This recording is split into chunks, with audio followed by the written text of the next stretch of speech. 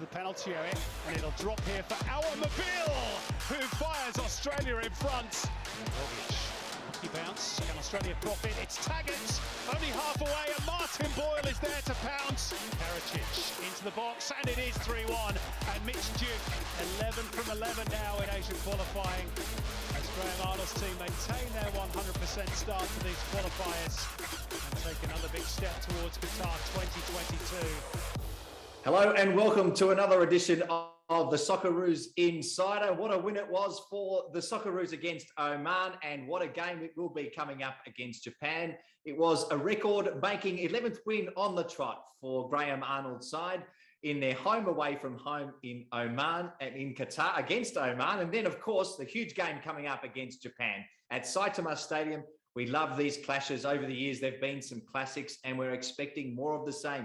Huge tension for the home side, of course. They need a win, and the Socceroos are going along beautifully. Don't forget, you can catch all that action on Network 10, 10 Play, and look out for all the broadcast details, of course. So that game just after 9 o'clock Australian Daylight Saving Time. Perfect time for us here on the Eastern Seaboard, at least. And those for us in lockdown in Melbourne, we can sit back and relax it and watch it. And one man who'll be doing just that is former Socceroos Scott Jamieson. He joins me to preview this game and have a chat about that great performance against Oman. Thanks for joining us, Scott. Great to have you on board again. Thank you very much, Zappers, and hello to all the Socceroos fans out there. What about that performance against Oman? They were no pushover. We know they'd beaten Japan earlier on in this qualifying competition, and we just saw how difficult they were, Scott. They equalised, and a great response from the Socceroos from that point onwards.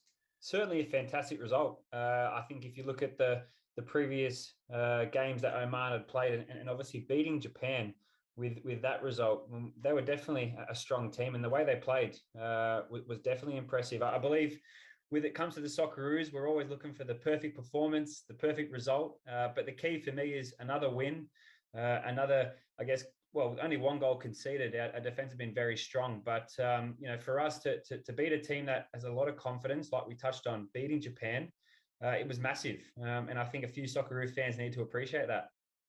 Yeah, they're fantastic results, 11 in a row, and we shouldn't discard that. It's never been done before in one qualification campaign, and I know that Graham Arnold always talks about what's coming next, but we should take a moment as viewers and as fans to acknowledge what a feat it was.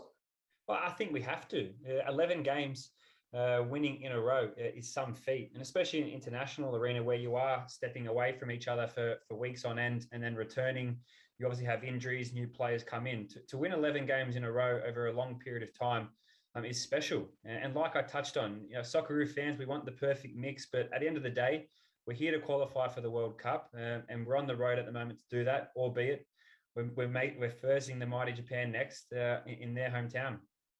And touch on the Japan game, of course, it is over the years, it's been a fantastic fixture, home and away, but they're struggling at the moment. One win from their 3 games, 6-point gap between the Socceroos and Japan. How much pressure at home will this team be under, given the fact that they will have 15,000 people in the stadium as well? It's a huge occasion for them. Well, it's massive. All the commentary coming out of Japan has been about Mariasu and this result, depending on whether, they maybe keep him or he moves on. We look at Japan, they've been the number one Asian, team for the last 15, 20 years. Such a rich history with players individually, but also as a team. So for them to be in this position, they aren't too familiar of it. They have to win the game. There's no doubt about that. They have to win it. Our boys need to understand that, they will be making a lot of, risks, taking a lot of risks. So for us, it's about being controlled. And look, if we can grab a point out of this game, I think it's a fantastic result, especially teeing us up for the next few games.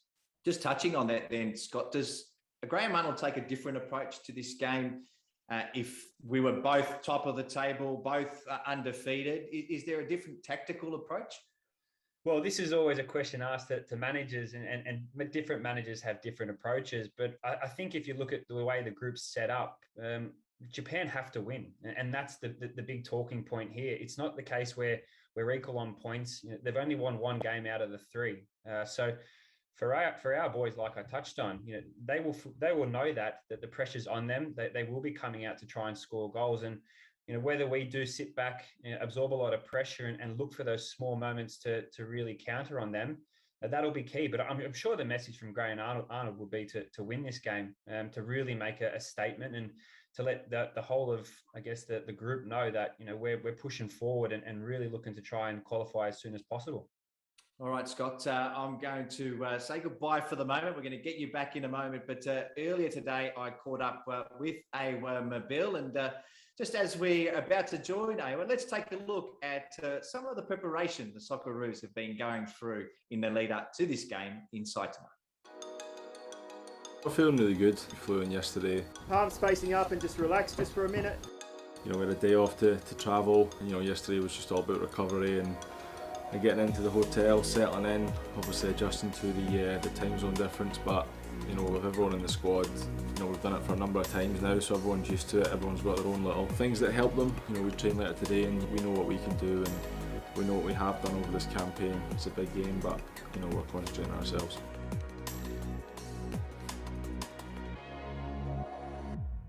Well, that looks relaxing, doesn't it? Awer Mabil, one of the stars of the Socceroos, is that part of your normal preparation, or does it just look extra relaxing given your surrounds in Japan? I think it's part of the plan to be in a relaxed environment. So we're really grateful that we could be here in this such environment, which bring a peace of mind, so we can focus on one thing only, and that's to win the games. Am I right in saying that you feel extra energy when you come into Socceroos camp? It certainly looks that way from when we see you in the green and gold. Oh yeah, 100%. I get refueled here every time I come here. I get energy from just being around such people. We have an environment where the staffs, the players, it's one big family. So yeah, you get love all around. So that. Always when I come into camp is the best part, actually. And you've got a good goal scoring record at your home away from home now, 2 from 3 in Qatar. But we want you back in Australia. Yeah, we had to adapt. That's one of the biggest things that we have done as a team over the last 2 years, because we couldn't go to Australia. So we had to make a home outside of Australia, and we've done that, and we're very grateful for what we have achieved. But we will achieve more with the fans behind us once we're back on our home soil. And we saw a special couple of celebrations for you when you scored against Oman. Talk us through that. Yeah, obviously one was for Vinny. Vinny is such a great man. Actually, I met him here 4 years ago. We were just talking about that for the first time, and we've had such a connection that it's hard to describe. But I just felt, because he's always looking after us, we have to do something for him, and I just felt like doing the chef for Vinny, and I was actually yelling his name, trying to get his attention, because there's no fans, obviously, so I tried my best. I don't know if it worked, but yeah, he got the photos at the end, so that's really nice. And speaking of the Socceroos chef, Vinny Capovilla joins us now alongside Awer. Vinny, welcome to Socceroos Insider. Great to see you. It's been a while since I've seen you, and you're doing a fantastic job, as evidenced by Awer's celebration. That must have been pretty nice for you to see him give you a little nod after scoring the goal. It was unbelievable, Zappa. It's been a while I don't go to a match as well. So I think since 2018, I'm not able to go to a match. So go there, be there, see this beautiful win, plus this present from Awer and the team. I'm so happy. Thank you very much, Zappa. And most people might think, why aren't you able to get to the games? But you're obviously working hard, preparing for the teams to return after a game, to get ready for their post-game meal, I'd imagine. Exactly. So one of the most important meals is the recovery meal, so the one that happened just after the match. So we have to look for recovery, so we have the squad ready for the following games or going back to the clubs. So I always prefer to be taking care of that, even though I love to be there watching them and supporting them all the time. And what does Awer like to eat? He gave you a little celebration. Was it specifically asking for a particular meal that he wanted? I think this is coming late. I think he's still gonna ask for something special. No, just kidding. No, Awer is very easy. I know. I think being in the team for 8 years and knowing Awer, for example, for 4, we start to realize what they like. So we try to bring this in the menu on a daily rotation, but we try to bring what they like. And yeah, I think one more win now, and we'll deserve everything. Very good news for everyone. Any Socceroos, past or present, had anything in particular that they always wanted from you? I think it's individuals. I think everyone likes something special. For sure, the pasta station is a big hit with fresh pasta. In the places we can do it, I think is always good. But I think the post-match meal, as I said, we try to keep the nutrition and the performance, but try to do it in a fun way. And I think it's after a good win like that, and the one that's coming ahead, it's what finish, the environment with all the joy we can have. Is it true that one of our former Socceroos and current board directors at the Football Australia requested something special for breakfast every morning? Yeah, actually, so it's a long story, but I was with him since with Mike Bresciano since World Cup in Brazil, and I remember at the time we used to make pancakes, and I realized that the only person that ate pancakes in the breakfast at the time was Bresh. But I could see his face every day grabbing these pancakes and being so happy about it. So it was an item I couldn't remove. I made only for him. And I think we have to do these things because we always talk about the nutrition, performance, but I think there is the joy part of it, to feel welcome. I think the meal room is not just the place to be preparing, but also to feel home, to feel comfort. I think to increase the friendship. And I see this every time that I see the athletes sitting longer in the meal room after a meal and enjoying the time there, like if it was a restaurant or enjoyment time. So I think this is when we see that we are doing something right. We are always doing focus for them and for staff, and it's a very good moment. Vinny, well, I know you've only just been made aware, but Mark Bresciano's food choices became a famous part of Australian football folklore. Let's turn our attention back to a very famous piece of Australian television. The coach may be different, but the food here at training camp is still the same. There is a tasty selection of fish, meat, and of course, poultry. Tonight I had the poached chicken with steamed Asian greens. Then I had a tomato salad, but without the onion. Then I watched TV. Now I'm writing this. Lunch was excellent. Steamed fish with ginger and soy. Then we trained. Now I'm writing this.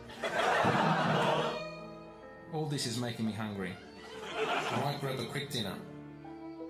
I wonder what I will have. I know. The chicken with ginger and soy.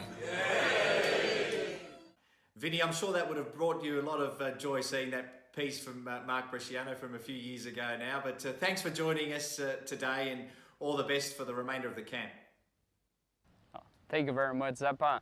And just to clarify, I never serve a horse to Mille, but anyway, we'll keep on that. have a great day to you. Enjoy, bud. Thank you. See you Vinny. soon. Thank you. Cheers. Well done, Vinny. Awer, he's fantastic to have around the group, not just for his food, but he brings a great energy, doesn't he? Yeah, what a man, what a man. He's one of a kind, and it's always nice to be around him. So yeah, I always enjoy Vinny's company, and I love his food also. So before we let you go, Awer, we've got quite a few questions from all of the Socceroos fans around the world. So let's pick a few out now and throw them your way. Who is your closest friend in the team? In the team, Thomas Deng. Now, I'm told that Tommy Deng, obviously playing in Japan, might be able to get to the game. Have you spoken to him? Will he be there? Yeah, I spoke to him last night. Obviously, with the restriction, he can't come to the hotel, and I was very disappointed that he couldn't come. But yeah, he will come to the game, so that's the best thing we can do. So yeah, I look forward to playing a great game in front of him, and yeah, let's win in his country, so-called Japan. So that's what we're looking forward to the most. Yeah, it'll be great to see you in there. Who was your idol growing up? As a Socceroos or as like a footballer? I think just in general. My idol. It was my big brother, actually. He was a great football player, so I used to always look up to him as a footballer. But my biggest idol is my mother. Yeah, I know you have a very close relationship with her. And hello, if you're watching this evening. Now, from Kevin, who's the player you've nutmegged most often in the Socceroos? Trent. Trent Sainsbury. Yeah. Does he get angry when you do it? Yeah. Maybe I'm just saying that just to make him angry. We have a banter going on. Very good. What's your favourite thing about Denmark? What's my favourite thing about Denmark? Definitely not the weather. The weather is it's not so good. But my favourite thing is that is relaxed. The environment is so relaxed and it's safe. So I really like the relaxation that Denmark gives me. Fantastic. Well, we look forward to seeing you in action, both for club and country. All the best for this huge game against Japan, and thanks for joining us today. No worries. Thanks for having me. The importance of the chef cannot be underestimated. Great to see Vinny and Awer Mabil in camp. And Scott, what about you? Did you have any fussy, habits as a player when you were in the Socceroos camp? You still have the luxuries of having a chef at Melbourne City, don't you? No, well, I mean, recalling on my time in the Socceroos, I was only a young boy zappers. So if they had fed me cement, I wouldn't have complained, which is unusual for me. And anyone who knows me, I do like to complain. But it was a case of whatever was given to me, I ate. And not even my parents could attest to that, because I'd always complain with mum, served up something I didn't like. But great to see Awer Mabil in red hot form with the Socceroos as well. You just get the sense that he's really cementing his place in this side. We've seen Martin Boyle do so well, but Mabil, especially in this the last few months, has had a terrific impact. And the way he took that goal with such confidence was great to see.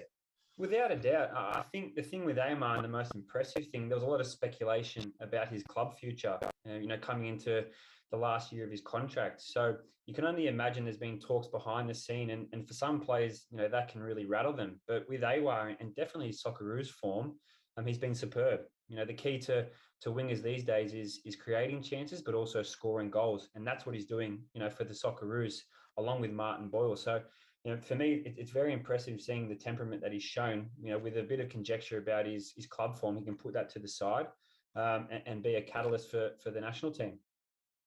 And his relationship with Aziz Bayic seems to be working really well. Keen to ask you a question around the importance of working as a winger with your left back or your right back or your wing back, whatever the case may be. But that relationship looks to be flourishing at the moment.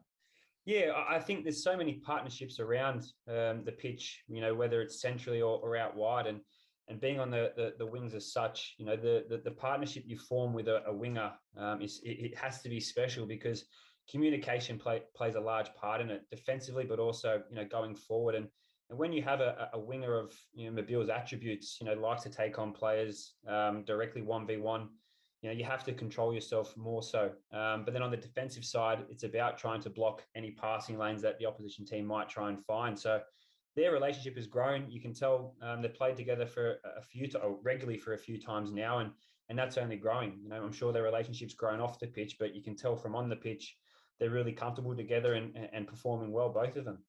I know one of your new teammates at Melbourne City, Matt Leckie's got a good relationship with Aziz Bayic. Is it true that wing backs, when one of the wingers scores, do get involved in the celebration? Sometimes unnecessarily. Oh, without a doubt, and I'm definitely an example of that, Zappone, where I couldn't find myself on the back pages enough. So whenever the wingers have scored, I've been the first to congratulate him because you have to understand, and as you know, goals get back page coverage. So it was always a case of trying to get up there first and being the support act. No, he deserves all the credit, and as do you. You had a terrific season at Melbourne City, and Aziz Bayic has been in terrific form as well. Now we're about to be joined by Mitch Duke, who I caught up with a little bit earlier today. And before we do that, let's take a look at some of the other behind-the-scenes stuff here on Socceroos Insider. There it is! There's trouble! Trouble! Yes, 16. Yeah. 16. 17. Yeah! Mixing up with a couple of different games, get the blood flow and the competitiveness, a little bit of netball. I think a few boys fancy themselves as AFL players in this team.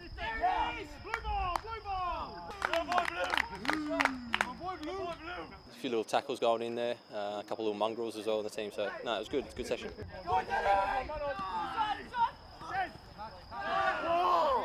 Boys had smiles on their faces, obviously working hard still, because we've got something to fight for. We've got that hunger and fire in our belly to come over here and win the game, so that's what we're looking forward to. Well, terrific to see the Socceroos in great spirits, and one of the star strikers for the team is in red-hot form as well. Joins us now, Mitch Duke. Thanks for joining us, Mitch. Do you fancy yourself in another sport too, by the looks of that? Bit of netball. Yeah, yesterday's training session was just a bit of fun for the lads and just to refresh the minds after the short turnaround and with the travel and the jet lag and things like that. So it was a bit of fun, and to be fair, I'll probably be better at that sport than I am at football. So I'd happily give it a go. You're too harsh on yourself, mate. You're in red hot form, as I said, scoring for fun at the moment. Is it four goals in your last 4 games? It's been fantastic to watch, making a real impact. Yeah, no, I'm definitely enjoying myself and just happy to play a part, to be honest. Whether or not that's off the bench or starting, you just got to take that opportunity and help the boys. They've been doing fantastic, obviously, with the results we've had, and the history-making win against Oman was unbelievable. So for us, we're just riding that wave, and we've got to keep going. And now the next challenge awaits against Japan, so we're all looking forward to it, and we're all in good spirits. I know Arnie's said multiple times that you're focused on the next challenge, and no doubt the team is. But you just touched on that record of 11 consecutive wins in a World Cup qualifying campaign. It's never been done before. Do you take a little second at dinner after the game just to acknowledge that feat and what's been done? Yeah, I think it's not too brought up because we've obviously still got what's at hand and what our focus is to qualify for the next World Cup. But with that, we're touching base on obviously what we've achieved so far, and as footballers, you want to be a part of history, I guess, in that sense. So yeah, it's amazing, and we all credit ourselves for being a part of it, and we just want to keep it going now because we still got that record to keep going, and challenge ourselves to every game to get those 3 points and see how far we can take it. Now, obviously, playing in Japan is like a home away from home for you. You've spent almost three and a half years there now. What's it like being back there playing for the national team?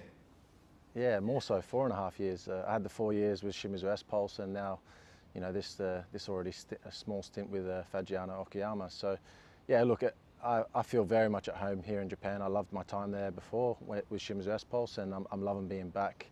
I've had such a great feeling here. So, like, for me, mentally and physically, it's just a great time, and I'm really enjoying myself. And for the chance to play against Japan in Japan is a special little feeling for myself. Obviously, a lot of Socceroos fans wouldn't have seen much about the venue you're playing at. Take us inside the venue. We know the crowd will be reduced. It'll be 15,000 capacity, and they won't be able to cheer, we're told. They'll be able to clap but not cheer. But just bring us inside what to expect. Yeah, it's, if not one of the best or the best stadiums in Japan.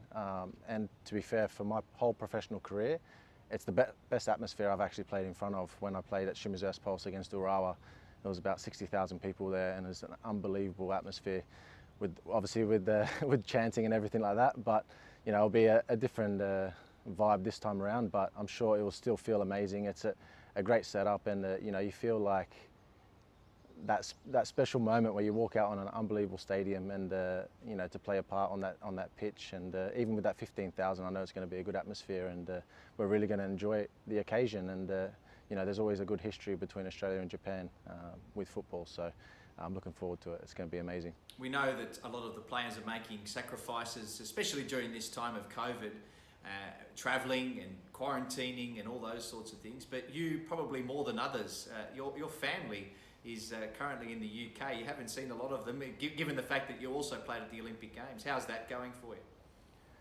Yeah, no, like everyone's got their own little challenges, especially with COVID, throwing in just a different whole situation and experience. You know, so it has been tough. It's definitely not been easy. And me, yeah, probably more so than a lot of people. I've not seen my family. I've only seen them 20 days in the last 380 plus days. So yeah, it's not been easy.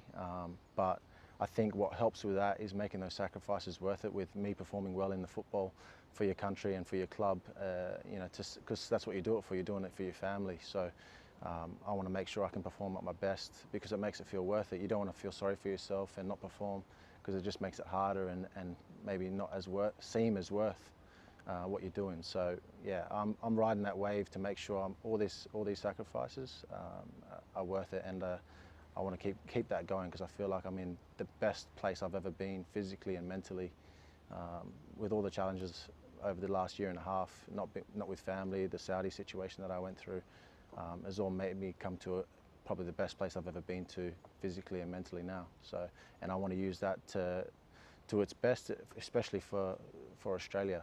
You know, when you represent your country, you want to do your best and get you to the World Cup again. So I want to play a part in that. And your form, Mitch, do you feel like you're almost in the form of your career? Looks like it. Yeah, like I've just touched on, I feel like physically and mentally I'm in the best place I've ever been, probably in the last 2.5, 3 years. And I want to keep that going. I feel like I'm the most content I've ever been, and I think that makes an important change in what I've been doing. I think I've always been a bit of a confidence player, and I would always go through a bit of a roller coaster ride, up and down, and maybe second guess myself at times. If I don't score for a few games, I would be like, oh, when's that next goal going to come? Where now I feel like I go into that every game knowing I feel like I'm going to score. So, you know, I think that's a massive change, and that mental side of things is a massive factor. We thank you so much for joining us. We look forward to doing your thing again for the Socceroos against Japan. Cheers, Zappers. Thanks, mate. Great to hear from Mitch Duke, who's looking and sounding so confident at the moment, Scott. A player that you know very well in your A-League career. You've come across him, and he looks like he's at the peak of his powers at the moment.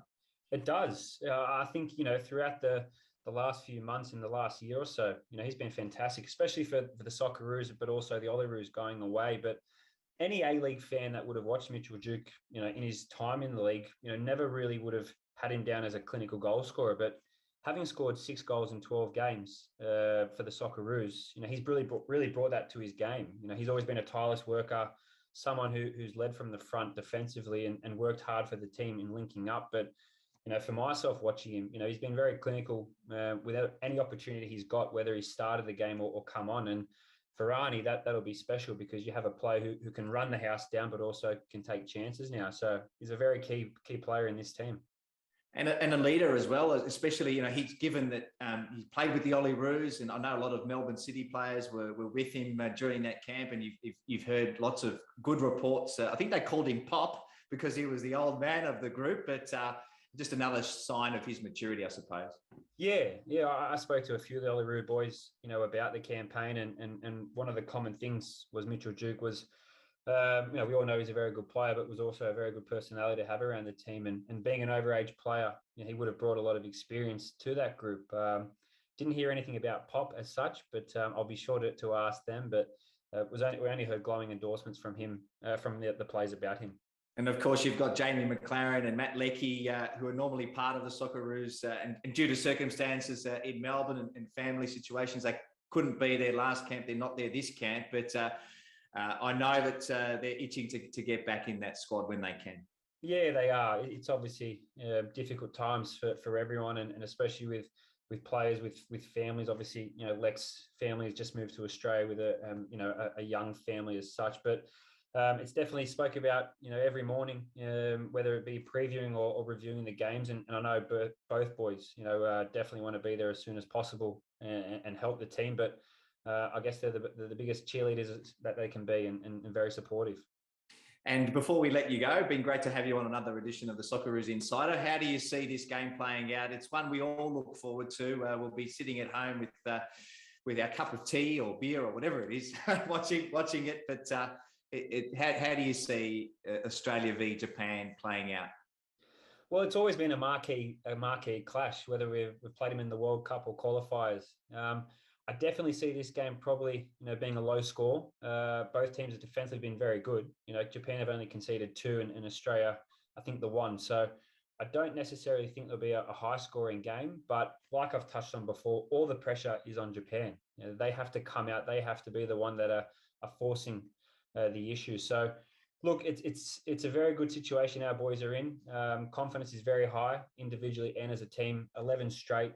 I definitely feel this game should help us in regards to moving forward. So, look, if a point is a fantastic point, and 3 points would be a bonus. But I think the key is not losing here, and hopefully clinching, hopefully getting a goal and moving forward. Scott, thanks for your insights as always, and we look forward to doing it again. Look forward to seeing you out on the pitch soon too. Thank you very much, Zap. It's always a pleasure, and we'll be cheering on the Socceroos at this time at 9 p.m. Scott Jamieson joining us once again on Socceroos Insider. That's all we've got time for this edition. Don't forget, you can catch all the action for Australia v Japan on Network 10 and 10 Play just after 9 o'clock Australian Daylight Savings Time, prime time for the Socceroos. Great to see our national team in action against Japan. We wish them all the best, and we thank you for joining us once again for Socceroos Insider. Goodbye for now.